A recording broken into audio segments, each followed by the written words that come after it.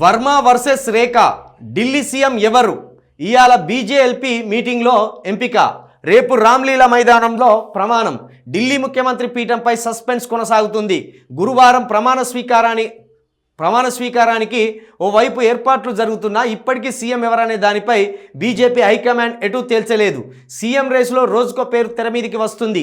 న్యూఢిల్లీ స్థానంలో కేజ్రీవాల్ని ఓడించిన పర్వేష్ వర్మ పేరు ప్రధానంగా వినిపిస్తుండగా ఈసారి ఢిల్లీ సీఎం సీట్లో కూర్చునేది మహిళేనని, అందులో షాలిమార్ బాగ్ ఎమ్మెల్యే రేఖ గుప్తే అనే ఆ పదవి వరించనుందని పార్టీలో ప్రచారం జరుగుతుంది.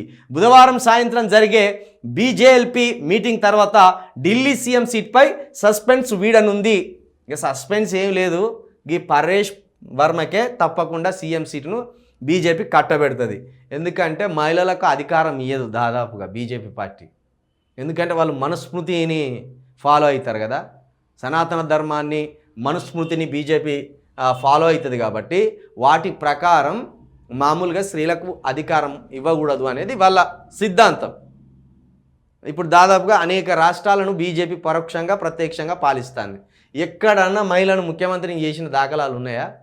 ఒకవేళ ఢిల్లీకి ముఖ్యమంత్రి చేసి మేము కూడా స్త్రీవాదులమే, స్త్రీ స్వేచ్ఛను కావచ్చు, స్త్రీ అధికారాన్ని కావచ్చు, మేము కూడా తులనాడం అని ఒకవేళ చెప్పే ప్రయత్నం చేస్తే కనుక గొప్పే, అది చేస్తే గొప్పే. కానీ వాళ్ళు ఫాలో అయ్యేది ఎక్కువ ఏంటిది? మనుధర్మశాస్త్రం ఫాలో అవుతారు. దాని ప్రకారం స్త్రీలు వంటింటికే పరిమితం. ఆ ప్రకారం తీసుకున్నా కూడా ఈమెకు ముఖ్యమంత్రి సీట్ రాదు. ఇంకోటి ఏంటంటే కేజ్రీవాల్ను ఓడించింది ఈయన. న్యూఢిల్లీ స్థానంలో కేజ్రీవాల్ను ఓడించింది ఈయన. పర్వేష్ వర్మ క్షేత్రీయుడు కాబట్టి క్షేత్రుడికే ఇస్తారు పరిపాలించే అధికారం. అక్కడ బీజేపీకి కొన్ని లెక్కలు ఉంటాయి. ఆషామాషికి ఎవరికి పడితే వాళ్ళకి ఇయ్యదు బీజేపీ సీట్లు, కానీ కుర్చీలో కూర్చునే అవకాశం కానీ ఎవ్వరికి పడితే వాళ్ళకి ఇయ్యది. వాళ్ళు ఒకసారి సీఎం సీట్లో ఒకరిని కూర్చోబెట్టాలంటే మళ్ళీ భవిష్యత్తుకి కూడా అప్పటి నుండే పునాదులు వేసుకుంటూ పోతారు. వ్యక్తిని బట్టి కాదు, వాళ్ళ సిద్ధాంతాన్ని బట్టి వాళ్ళు ముందడికి వెళ్తారు.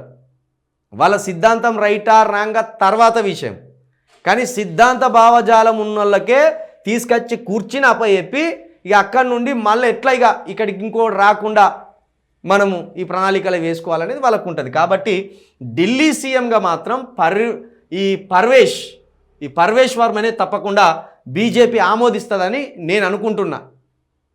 నాకున్న అవగాహన ప్రకారం పర్వేష్ వర్మనే ఢిల్లీ సీఎం. మహిళకు ఇవ్వరు. ఒట్టి సన్యాసిని తీసుకొచ్చి కూర్చోబెట్టలేదా ఉత్తరప్రదేశ్లో? యోగి ఆదిత్యనాథ్ ఏంటిది, ఆయనను తీసుకొచ్చి కూర్చోబెట్టిండు.